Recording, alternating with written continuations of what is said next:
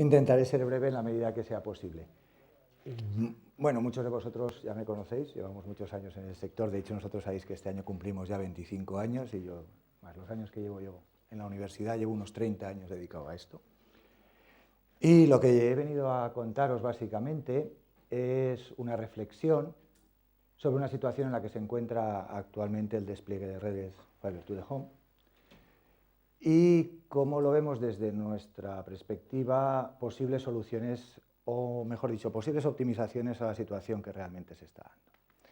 Estamos hablando de que los entornos rurales, que son los grandes denostados de las operadoras de referencia o, ¿cómo se les llama?, improvements o no sé qué, dejan de lado, que nadie los quiere y demás, entre otras cosas, según nuestra reflexión, porque el modelo, ya no solamente el modelo de explotación económico, financiero y demás no les interesa, sino porque incluso el modelo de implantación de la solución no responde a los estándares que las grandes operadoras o que los modelos, los grandes modelos, plantean. Y nosotros nos hemos planteado estudiarlo y os proponemos aquí una posible solución que no sabemos qué viabilidad tendrá. Yo no vengo ni a presentar producto ni a presentar nada. Vengo a hacer una charla más en la línea académica o pseudoacadémica, que es lo que creo que este marco favorece, ¿no? Y además los que me conocéis, como digo, sabéis que me gusta la polémica y generar temas y demás para discusión. Bueno, si analizamos un poco la historia de las PON, a finales del siglo pasado se plantea la solución teórica de que los splitters y demás, dadas las características singulares de la fibra, su direccionalidad en la transmisión y tal, se podrían emplear para transmisiones sin necesidad de colocar equipos electrónicos intermedios. El modelo PON, en abstracto, quedó definido hacia el año 98, 99, con sus múltiples variantes. Pero no es hasta la entrada del siglo XXI cuando se plantea la implantación. De hecho, la primera aproximación que se produce a la implantación real es una implantación basada en lo que existía entonces, que eran las redes de cable coaxial, de televisión por cable, la famosa televisión por cable americana y demás, que básicamente consistía en un cable coaxial tendido de poste a poste a lo largo de enormes carreteras, en aquellos grandes páramos que tienen los americanos, y que mediante taps y demás dispositivos iban sacando parte de la señal y la iban entregando en los hogares. Bueno, pues cogen y hacen una adaptación de fibra y te encuentras que las primeras aproximaciones se tenía que diseñar el ratio de segregación de los splitters conforme se iban poniendo a lo largo de una línea tendida y demás. Es un modelo que está vigente durante la primera época y que es de muy difícil implantación en la realidad urbanística europea. Entonces, aproximadamente a partir de la segunda mitad de la primera década, pues gente muy dedicada a esto, en algunos casos pues yo participé en algún grupo y demás de esto, a ver cómo se podía adaptar ese modelo teórico de la red óptica pasiva, porque aquí se ha viciado el nombre de Fiber to the Home cuando realmente estamos hablando de PON, ¿no? Cómo se podía llevar a una solución material, ¿vale? Y aparece un modelo que ha costado lo suyo, porque podemos pensar incluso en las primeras redes que diseña Telefónica, no se parecen en nada como las está diseñando ahora, ¿no?, por tener un tipo de referencia en entorno urbano, que es la aproximación del modelo urbano europeo, que se basa en las subredes de alimentación, distribución y dispersión. La implantación de la ICT y demás a consecuencia de eso, por lo cual la última parte lo ideal es que quede en manos del cliente final. Como la alimentación se puede hacer básicamente por operadores neutros, aunque los grandes operadores no les guste, y como solamente la parte de distribución, la zona intermedia, quedaría más o menos en mano de eso. Marcos legales al margen y demás, bueno, pues es lo que más o menos hay ahora. Dado eso, a principios de esta década se plantea, bueno, este modelo está muy bien en ciudades, con grandes densidades de población, muchas viviendas por portal, pero ¿y qué pasa en el modo rural? No podemos ir al modelo americano, que se ha demostrado que es inoperativo aquí, y la implantación del modelo, tal y como lo entendemos en las ciudades, en el entorno rural, pues tiene sus historias, ¿no? Y en esa fase estamos, que la segunda mitad de esta década, pues nosotros nos planteamos una propuesta de solución, que es la que os vengo a explicar aquí. Los modelos iniciales que partimos son que el americano pues, se basa en un tendido por postes, con baja densidad de población. Ahí pongo menos de 4 unidades inmobiliarias por portal, pero son bastantes menos. Es decir, allí es un vecino por finca y poco más. Curiosamente, el paso no es un derecho público, allí se tiene que gestionar muchas veces a propiedades privadas y demás, lo cual también es un problema, y todo esto venía, como he dicho antes, en un marco de tener que hacer un proyecto de diseño ad hoc para cada solución. Por contra, como sabemos, el modelo europeo, que es el que tenemos en todas nuestras ciudades hoy en día, se basa en tendidos por fachada y algo bajo tubo, subterráneo básicamente, con una alta densidad poblacional, edificios de más 8 unidades inmobiliarias como poco por portal, o incluso podríamos decir más de 8 unidades inmobiliarias por escalera, o sea, mucho más allá. Y básicamente estructurado en 2 niveles de splitters. Los splitters de alimentación, que son los que se encuentran al final de la red de alimentación, y los splitters de distribución, o CTOs, que son los que se encuentran al final de la red de distribución. Ese es el modelo que vemos desplegar ahora en nuestras ciudades. No entro para nada en el tema de la red de dispersión, eso da para otra guerra. El modelo rural europeo coge cosas de un lado y coge cosas de otro. Partimos de una situación de baja densidad poblacional, pero curiosamente el tendido es más bien por fachada que en lugar de por postes. También se puede mantener normalmente el nivel de 2 splitters porque la agregación urbana es suficientemente densa, a diferencia de las grandes extensiones o los grandes terrenos americanos, ¿no?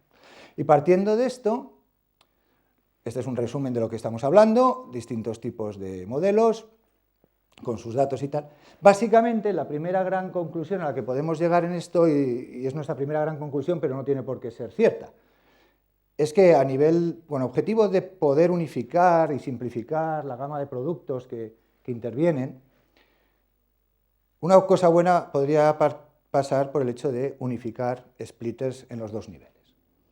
El modelo 416 es un modelo claramente para alta densidad, mientras que un modelo 8.8, un modelo inverso 16.4 resulta muy complejo. Sin embargo, un modelo 8.8, por los estudios que nosotros tenemos, y luego al final tengo un caso práctico en el que podemos verlo, es el que quizás más se adapta a la realidad rural en este país, ¿vale? En el que combinamos estructuras de unifamiliares hasta casas de 4 vecinos como máximo, básicamente. Siempre el núcleo urbano es más complejo, pero bueno, tiene muchos rasgos periféricos.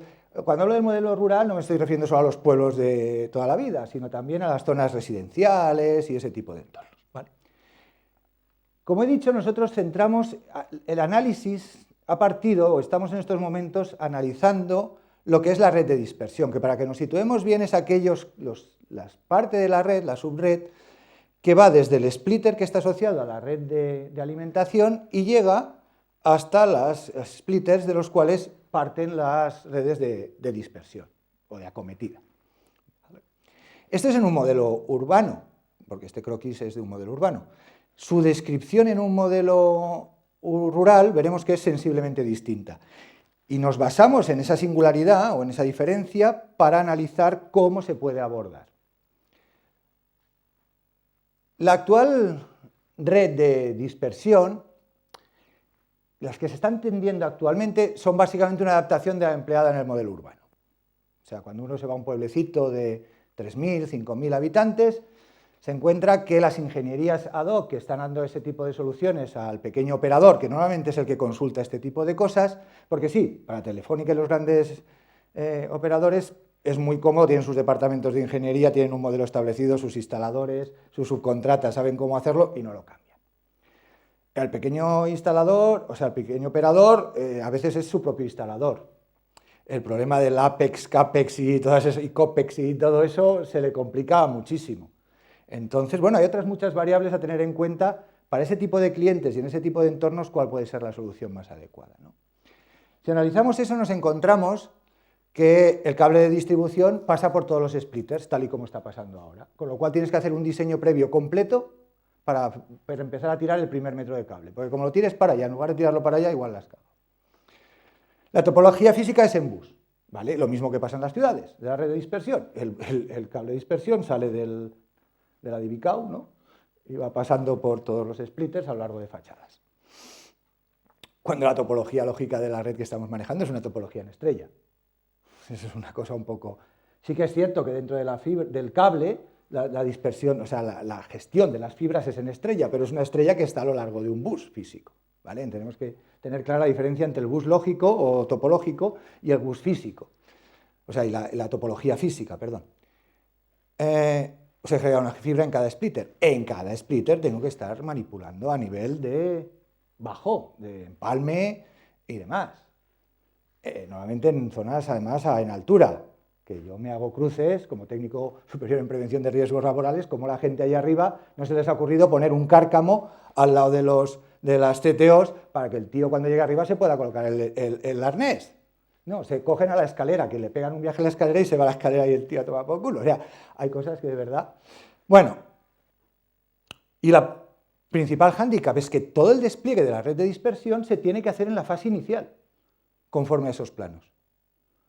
Porque si tú no tienes desplegada la red de distribución, de la red de distribución no la tienes desplegada, no puedes dar servicio. Y para dar servicio al último splitter, si es ahí donde te piden servicio, tienes que tener todo lo anterior hecho. Porque está en bus. Bueno, pues con esas reflexiones y tratando de facilitar y abaratar, que además son dos palabras que suelen normalmente ir juntas, pues hemos partido de unas premisas, conclusiones, es decir, como os podéis imaginar, esto ha sido un proceso de aproximación y de análisis, y llegamos más o menos a que el objetivo que es asumible sería por ahí, iría por esta línea. Unificar splitters, facilitar la conexión de la red de dispersión mediante el uso de conectores en superficie, que eviten tener que entrar en el interior de las cajas y demás.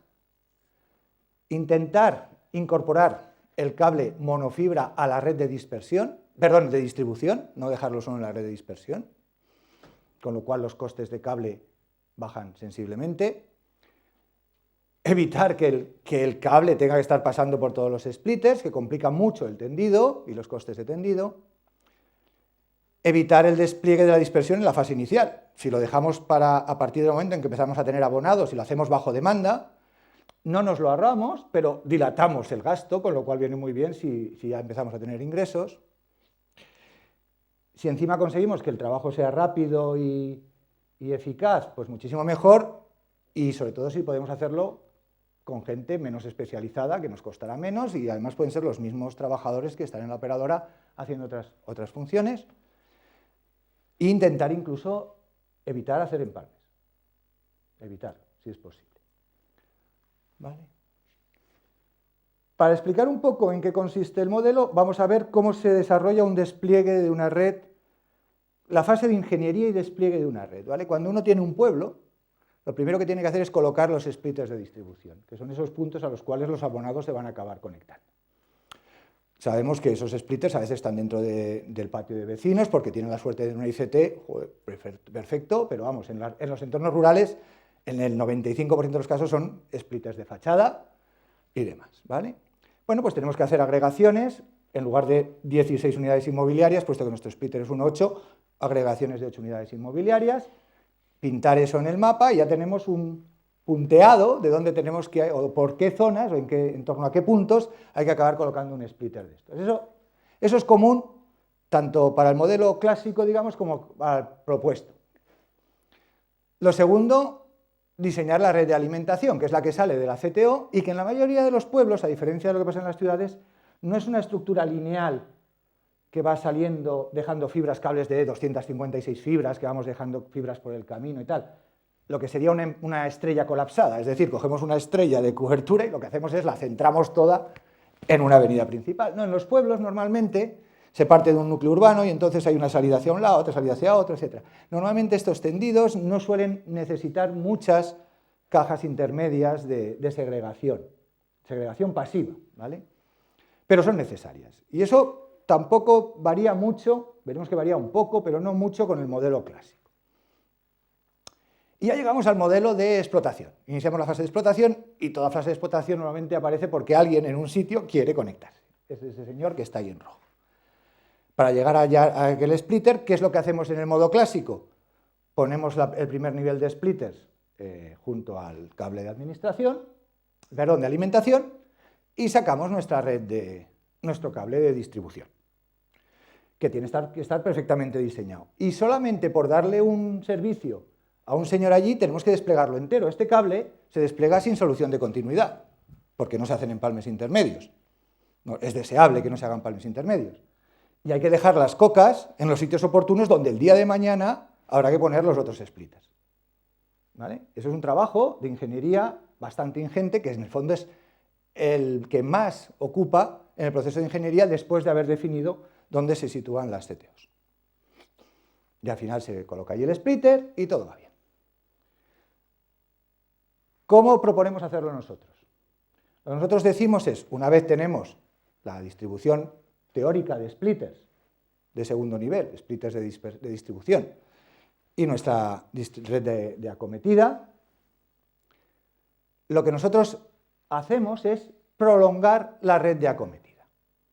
Es decir, no colocamos los splitters de primer nivel, los splitters de alimentación, en el cable de alimentación, sino que segregamos, los entornos rurales facilitan eso, segregamos el cable de alimentación. Hacemos un árbol del cable de alimentación. Lo que en el modelo urbano clásico es un tronco, nosotros lo convertimos en un arbusto. De manera que aproximamos los splitters de primer nivel, lo que serían los splitters de alimentación, a la zona donde van a estar ubicados los splitters de distribución.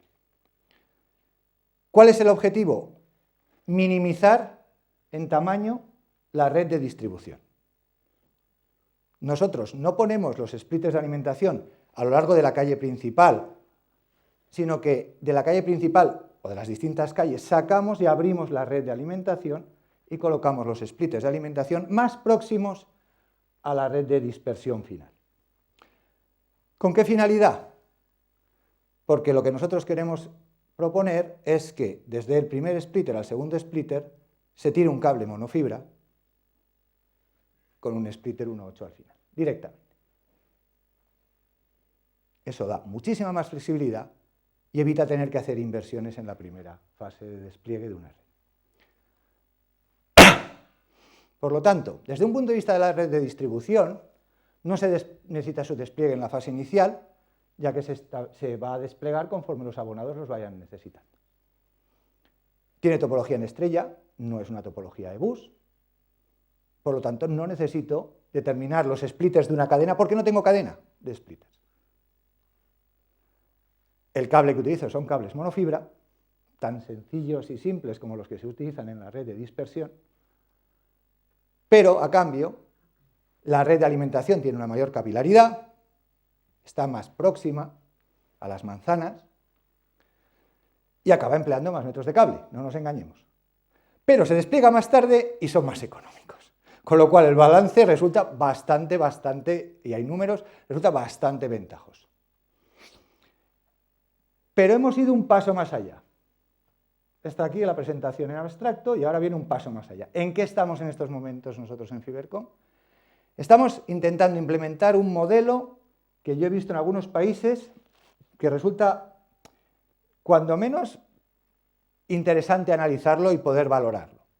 Y es trasladar la calidad, en lugar de a un servicio, a un producto.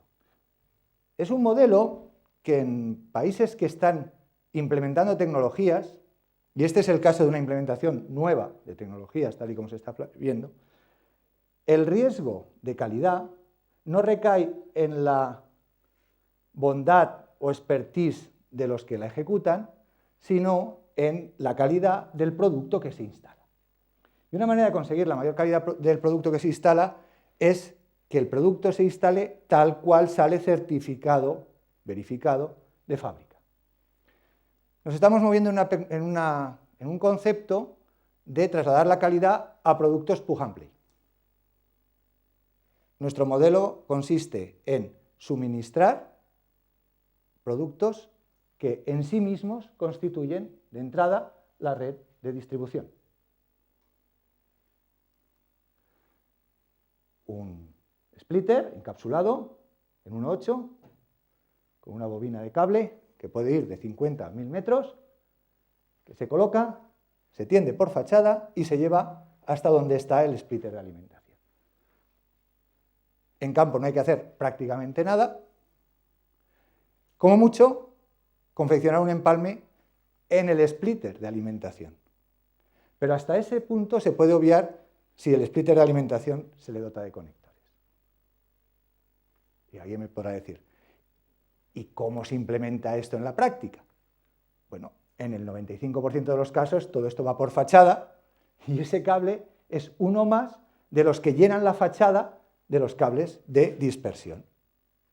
Ni se ve ni se nota. ¿Cuántos llegan a pasar por ahí? 3, 4, porque típicamente estamos hablando de que el splitter de alimentación se sitúa en un cruce en el que hay 4 manzanas y el nivel de penetración que estamos hablando con splitters 1.8 es de 1, 2 por manzana.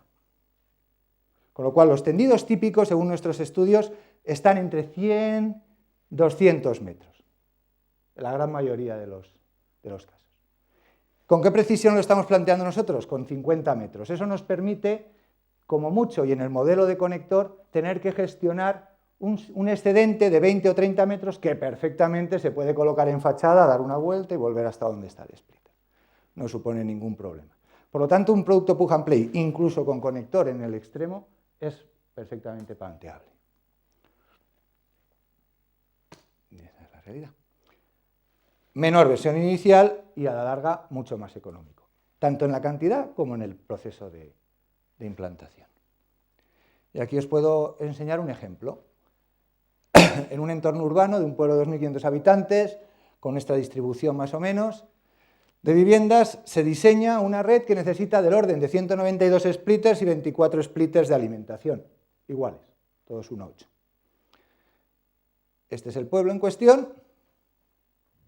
Eso que veis en azul son los puntos de posición aproximada, donde tienen que caer más o menos los splitters de distribución.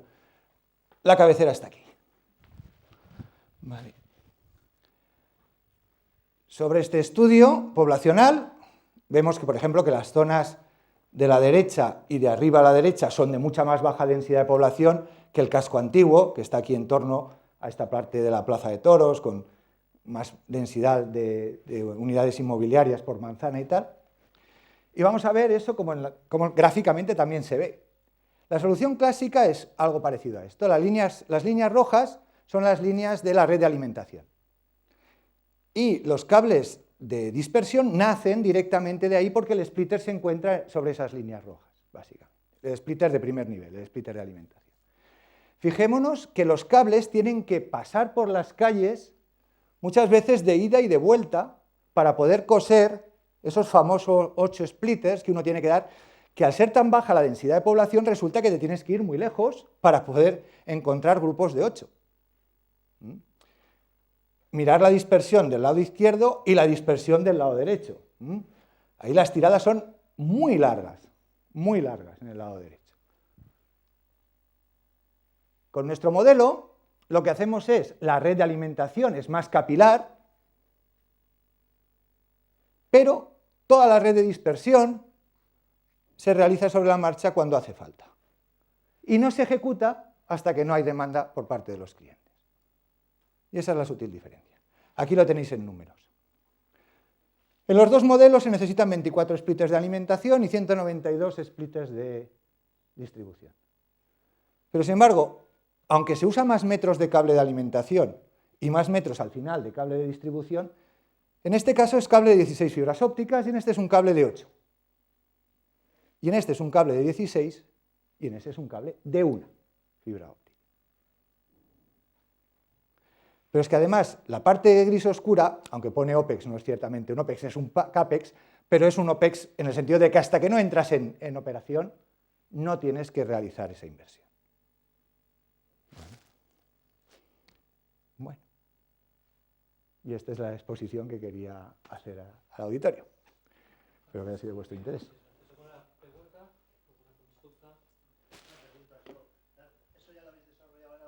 Estamos en ello. El primero está a punto de caramelo, es la idea.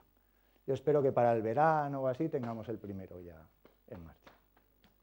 Sí, estamos en la fase de llevarlo a la práctica. Hasta ahora está ahí, estamos con la elaboración de producto, etcétera, etcétera, pero quería reflexionar y haceros partícipes de las causas y de los motivos que nos han llevado a esta propuesta. También para ver si estamos acertados o equivocados. Hay muchos motivos por los cuales podemos estar equivocados y uno de ellos es que al llevarla a la práctica aparezcan problemas que no tenemos controlados, eso está claro. Pero bueno, tenemos gente que está dispuesta a arriesgarse y tal. Si realmente estuviéramos equivocados, de echar marcha atrás y volver al modelo clásico no es tan complicado, ¿vale? ¿Eh? No, tiene muy buena pinta. Ah, gracias. Sin ser un experto en matemática me parece que sí. Muy bien, pues damos por finalizada la sesión. Perfecto. Muchísimas gracias. No.